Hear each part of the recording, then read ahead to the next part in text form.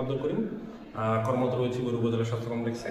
আজকে আমি কথা বলবো যে বাচ্চাদেরকে কিভাবে হচ্ছে গিয়ে কাপড় দিয়ে পেঁচিয়ে রাখতে হবে। বিশেষ করে দেখা যায় যে বাচ্চাদেরকে ঠিকমতো কাপড় দিয়ে পেঁচায় রাখা সম্ভব হয় না। অনেক সময় বাচ্চা হাত পা বের করে ফেলে, তো যার কারণে হচ্ছে বাচ্চা বিরক্ত হয়ে যায়। কারণ বাচ্চাকে যদি ঘুমানো রাখতে হয়, বাচ্চাকে শান্ত রাখতে হলে কিন্তু বাচ্চাকে হাত পা গুলো যত সম্ভব পেঁচিয়ে রাখতে হবে। যদি হাত পা বের হয়ে যায় তাহলে কিন্তু বাচ্চা থাকতে যাবে না এবং সে সজাগ হয়ে যাবে।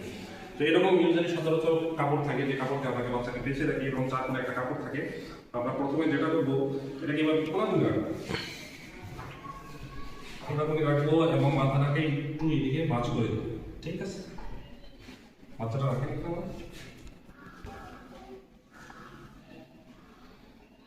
ঠিক আছে, ওকে। এই যে এই কোণাটা বরাবর হচ্ছে বাচ্চার মাথাটা জাস্ট এটার উপরের দিকে থাকবে। তারপরে এটাকে আমরা ভাঁজ করে এখানে নিয়ে আসবো। এই হাতের নিচ দিয়ে এটাকে দিয়ে দেবো, এই হাতের নিচ দিয়ে কিন্তু আমি দিয়ে দিচ্ছি। ঠিক আছে, তারপরে নিচের যে অংশটা থাকবে এটাকে উপর থেকে এনে এই হাতের উপর দিয়ে নিচের দিকে দিয়ে দেবো। ঠিক আছে, তারপরে যেটা করবো, এই যে লাস্ট যে অংশটা থাকবে সেটাকে আমরা পেঁচিয়ে পিছনে দিয়ে দিব। এখন দেখেন বাচ্চা কিন্তু চাইলেও তার হাত পা বের করতে পারবে।